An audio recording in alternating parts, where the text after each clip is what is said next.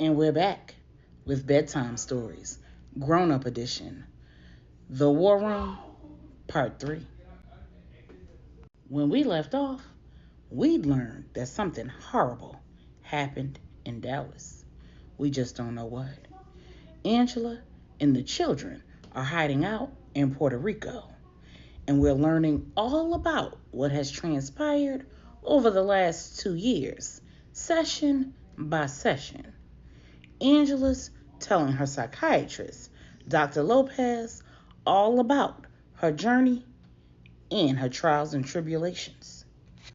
She's just revealed that she not only has her children, Melissa and Angel, but she also has her husband Q's son, Michael, and Donovan's son, Chance.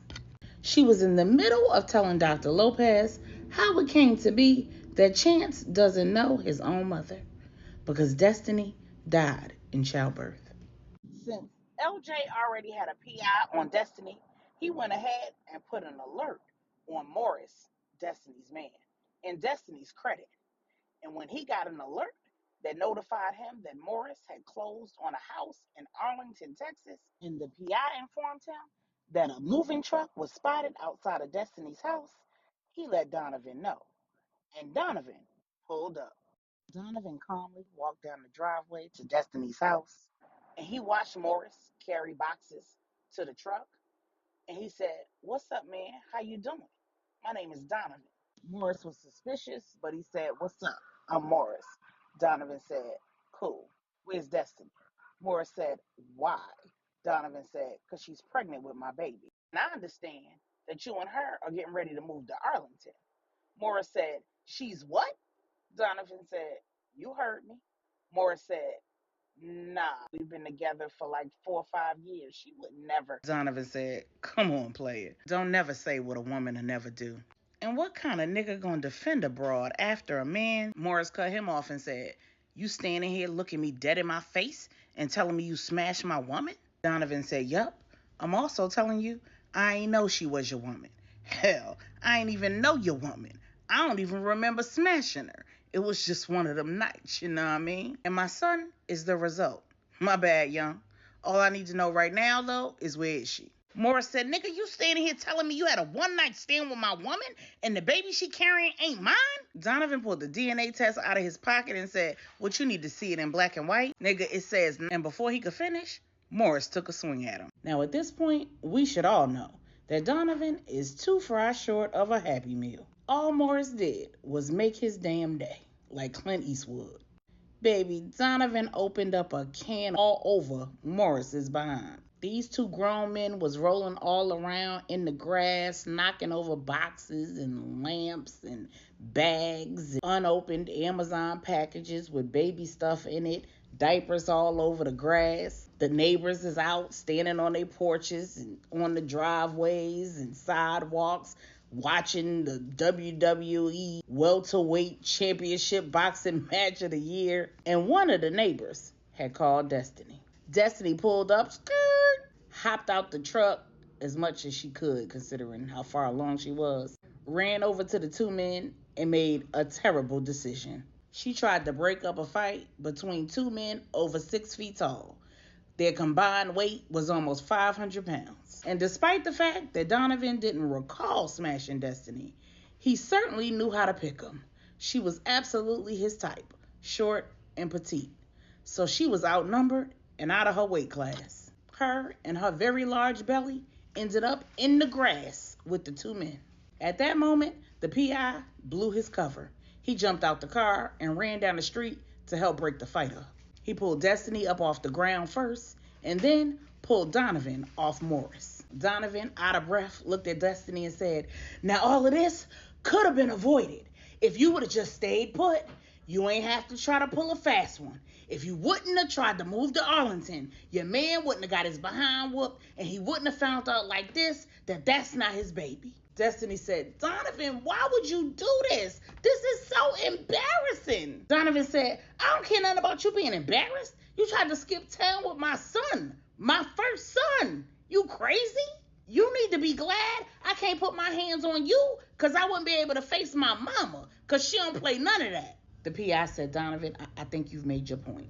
How about you get in your car before the police show up? Donovan said, I don't give a damn about no police. She not going nowhere with my baby, period. Morris pulled himself up off the ground and said, you ain't got to worry about her going nowhere with me, because it's over with. Destiny was crying. She was like, baby, please just let me explain. Morris said, I ain't got a mama that's going to worry about me putting my hands on you. Get the hell out of my face before I knock you out. I don't want to hear your story. You cheated. It's over. Destiny, still crying, said, can we please just go in the house and discuss this? Morris said, ain't nothing to discuss. He turned to the two dudes that was helping him move the stuff out of the house and said, since y'all punk niggas ain't even helped me fight, the least y'all could do is help take the stuff that's hers back out of this truck. One of the dudes was like, man, I don't know you like that. I ain't getting in that. Then Morris jumped on the truck and started throwing stuff back out of the truck onto the grass. He almost hit Destiny with one of the boxes. And then Donovan lost it. Nigga, you better not hit my baby mama with one of them boxes. You better calm down and pull yourself together before you get another beat down out here. Then he looked at Destiny and said, tell me which boxes is yours. I'll help you move them back in the house. When it was all said and done, Morris pulled off with all the furniture, all of his personal belongings, and everything for the baby.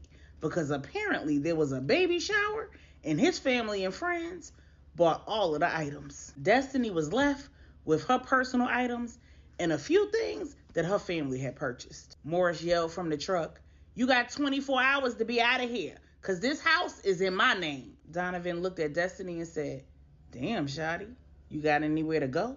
At that moment, the Queen Mother showed up. She said in her Trini accent, let's go inside now. Once inside, she gave Donovan the business in patois. But I'ma spare y'all. She said, why are you rolling around in the grass out here fighting like a schoolboy? You a grown man. I know you could have handled this a lot better than this, Donovan. Are you taking your medicine? Donovan said, how come every time I handle a situation the way I know how to handle a situation, the first thing y'all ask is, am I taking my medicine? This has nothing to do with bipolar. I'm just that nigga. The Queen Mother said, watch your mouth, son. This is not how you handle situations. You literally could have came over here and had a conversation with that man. Donovan said, I tried to. I introduced myself and everything, Medea. He got mad when I told him it was my baby. That's not my fault. She should have handled this. She should have never let it get out of hand, and she damn sure shouldn't have tried to move with my baby in her stomach. The Queen Mother looked at Destiny and said, well, he does have a point there, darling. Why would you think you'd be able to pass a St. James baby off as another man's child? And why would you think we would allow you to relocate with said St. James child? Destiny said, I just got caught up and I didn't know what to do. And I mean, Morris is all I know. He pays most of the bills and takes care of me, and I didn't have any way to know what Donovan was going to do. I mean, he's already in a relationship with Veronica. He has another baby on the way. I don't know enough about him to know whether he would be able to take care of this baby or me. The Queen Mother said, well, that's because you shut us all out and didn't give us an opportunity to even discuss it with you. Now, I heard that young man say you have 24 hours to find somewhere else to go. And from the looks of things, you don't have a whole lot to take with you. But do you at least have somewhere to go? Destiny said, well, I guess I can go back to my mom's. And before she could say any more, Donovan said, on Glendale? Oh, hell no. You're not going to stay over there now with my baby in your stomach. First of all, you're going to the hospital to get checked out because you got knocked down on the ground and Big Boy was damn near on top of you. And once I know my baby is good, we're going to come back and get your stuff and take it to my house. The Queen Mother said, slow down, Donovan. I don't know that you want to move her into your house.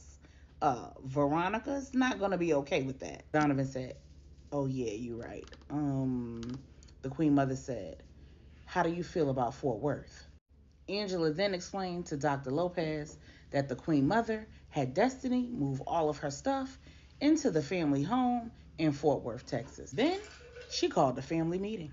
She sat Donovan, Veronica, and Destiny down and explained to them that Destiny would be staying at her house for the foreseeable future, and that Donovan would need to make it his business to get to know the soon-to-be mother of his son. She made it clear that whatever he had going on with Veronica could not get in the way of him doing that, and that he needed to keep everything above board with both women.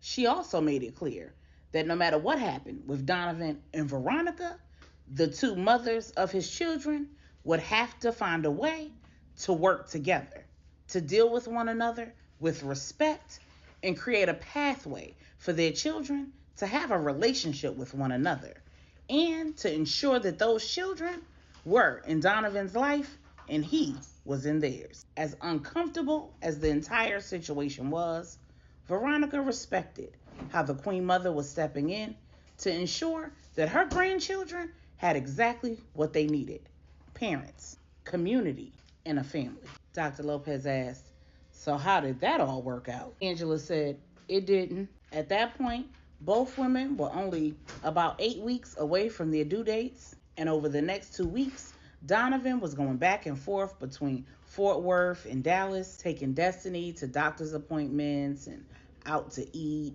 visiting with her at his parents' house, taking her shopping to replace all of the baby items that Morris took with him when he left, and getting to know the woman who was getting ready to give birth to his son. One day before his and Veronica's baby shower, he had the bright idea to take Destiny to his house.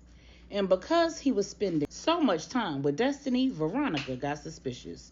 I think he forgot that Veronica had a key.